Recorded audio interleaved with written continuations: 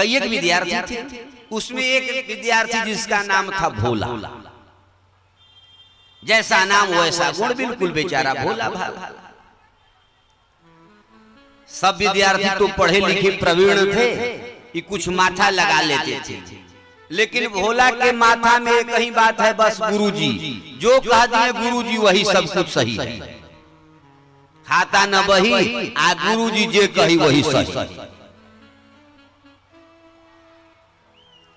माघ के महीना प्रयाग के मेला लगने वाला था। गुरुजी सभी विद्यार्थियों को बुलाए, केवल भोला नहीं था। और सबसे पूछे, देखो भाई प्रयाग का मेला है, सब लोग स्नान करने के लिए वहां जाएंगे, तो आश्रम में कौन रहेगा? अभी चतुर लोग बोले कि नहीं, हम तो नहीं रहेंगे, क्योंकि माघ के मेला में तीरथ पतिया वही सब कोई, माघ मकरगत रवि जब हो, सब लोग आते हैं देवी देवता, तो हम यहीं रह जाएंगे। नहीं नहीं, सब हम नहीं रहेंगे, हम नहीं रहेंगे, तो हुआ भाई तक रहेगा कौन? किसी न किसी को तो रहना पड़ेगा। तो जितने चतुर लोग थे, विद्वान लोग पढ़े लिखे, ये कहे कि मूर्ख भोलवा को फंसा ना तो कौन दिन काम आएगा। अभी सब मिल करके कहे कि गुरुजी भोला तो रह लेगा, बुद्धू है, वो मेला में जाएगा भुला जाएगा, यही ठीक है। गुरुजी कहे कि तो हम कैसे कह देंगे? पिता के नजरों में चाहे जितना भी संतान हो सब बराबर है। गुरु के नजरों में चाहे कोई भी शिष्य हो, गरीब हो, अमीर हो, अच्छा हो, बुरा हो, सबका मान बराबर। गुरुजी कहे कि हम नहीं कह सकते हैं, अब भोला से बुला करके पूछेंगे तब। भोला को बुलाया गया, भोला बेचारा आया। गुरुजी पूछे, भोला माघ के महीना में तीर्थपति जितने लोग हैं, देवी देवता सब लोग प्रयागराज आते हैं, स्नान करते हैं, पुण्य भाजन होते हैं, मुक्त हो जाते हैं, तुम भी प्रयाग जाओगे? जाना चाहते हो? भोला कहता है, गुरुजी हमको ओछ मोछ कोई पता नहीं है, हम यही जानते हैं कि जो आप कह देंगे हमारे लिए वही मोछ है। आप यदि कहेंगे भोला प्रयाग चलना है तो हमारे लिए प्रयाग मोछ है, अब भोला तुमको आश्रम में रहना है तो यही मोछ है। मोक्ष नहीं बेचारा कहता था, वो मोछे कहता था।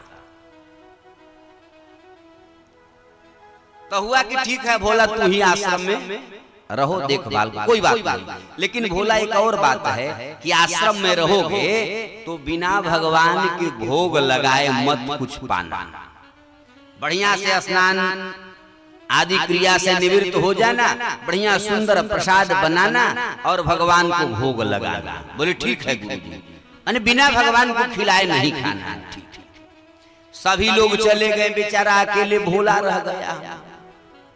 खूब बढ़िया से गुरुजी के आदेश का पालन विधिवत ढंग से स्नान करके भोजन बनाया। गुरुजी कहे हैं पंगत करा देना, भोग लगा देना, इसके बाद ही पाना है।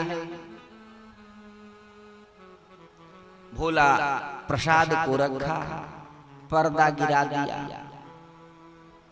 आधे घंटे के बाद भोला कहता है, पर्दा हटा करके देखा तो देख रहा है कि थाली में जैसे प्रसाद रखे थे यथावत प्रसाद। अच्छा अच्छा, लेट से पाते, फिर पर्दा गिरा दिया। आधे घंटे के बाद फिर देखा, भगवान भाव के भूखे, लेकिन भोला भला क्या जाने की भाव क्या है। भगवान गुरुजी कहें कि भगवान को पवा देना, इसके बाद पाना।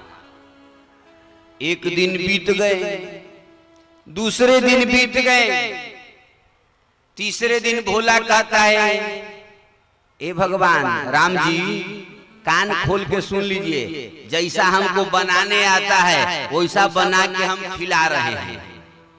1 महीना के बाद गुरु जी आएंगे तो बढ़िया बना के खिलाएंगे, यही 1 महीना खाना है, मन से खा लीजिए। अंत तू न खाए तो मत खा, हम तो भूखी हैं, जा।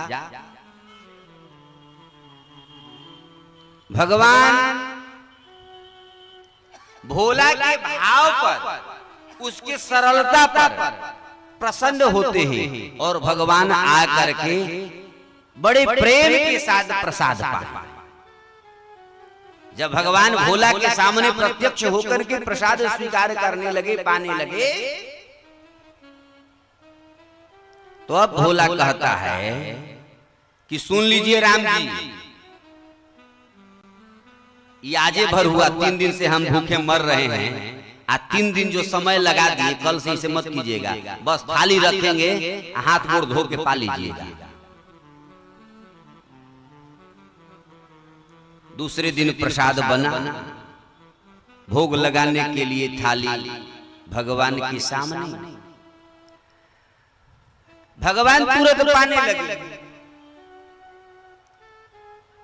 3-4 दिन इसी तरह से कार्यक्रम चला। चौथे दिन जब भोग लगाया भोला, तो भगवान आए, तो बड़े भाव के साथ भोला कहता है, हे राम जी, इस सीता मैया क्या करती है, घरवा में बैठ के खाली खाती है, ये कुछ करती उरती है ये ना है। एक काम कीजिए ना, थोड़ा सा रसोई बना देती तो बढ़िया बना देती है ना, थोड़ा कह दीजिए ना सीता मैया रसोई बना देगी। अब भक्त का आदेश हुआ, भोला कहा राम जी कहे कल से सीता मैया रसोई बनाएगी। एक काम से भोला को छुट्टी मिला। दूसरे दिन भोला कहता है, ए राम जी, ये हनुमान जी खाली कूदले चल रहे हैं, कोई काम नहीं कर रहे, कहना दीजिए झाड़ू लेके सवेरे आश्रम में झाड़ू पोछा लगा देंगे। हनुमान जी झाड़ू पोछा लगाना शुरू कर दिए। पहले तो गैस चूल्हा था नहीं, लकड़ी जंगल से काट के लाना है। अगला दिन भोला कहता है, राम जी लक्ष्मण जी क्या करते, इनको कहना दीजिए जंगल से लकड़ी उकड़ी लाएंगे, पानी वानी ढो देंगे। ये चारों के चारों अपने अपने ड्यूटी में लग गए। भोला हो गया आजाद, सीता मैया रसोई बना देवे, कोई लकड़ी ले आए, कोई झाड़ू दे देवे, कोई काम बचा नहीं। तो राम जी कहे भोला, अब तो तुमको कोई काम नहीं है, सब आपकी कृपा है, तो एक काम करो, तुम चले जाओ प्रयाग। भोला कहता कि ना ना हम ना जाएंगे, देख लो नया गुरु जी बोलेंगे, बोले हम तुमको पहुंचा देते हैं। तो वहीं से रातों रात भगवान पहुंचा दिए भोला को, कहां, जहां गुरु जी का शिविर था।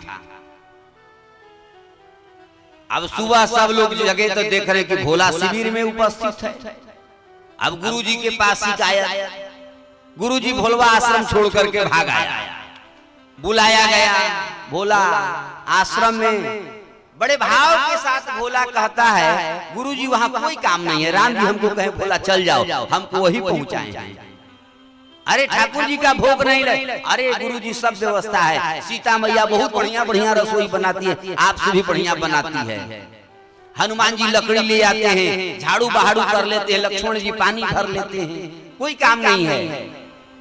गुरु जी क्रोधित हो गए, शिविर से लौट करके आए तो कहेंगे भोला अब कहो ठाकुर को भोग लगाने के लिए, नहीं तो बहुत मार मारेंगे।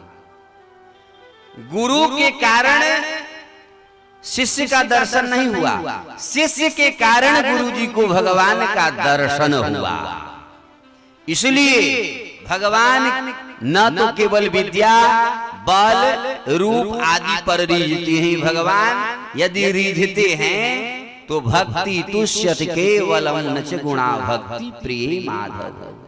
भगवान तो कहते हैं कि केवल मन को निर्विकार रखो, हमारे पास बिल्कुल विशुद्ध भाव के साथ आ जाओ। लोग कहते हैं मन चंगा तो कठौती में गंगा, ये केवल कहने की बात है। अब भाई के साथ बंटवारा हो तो सोचेंगे कि एक बित्ता जमीन उसी में बढ़ जाए, उस समय मन चंगा तो कठौती में गंगा नहीं रहती। सब ये बात खत्म।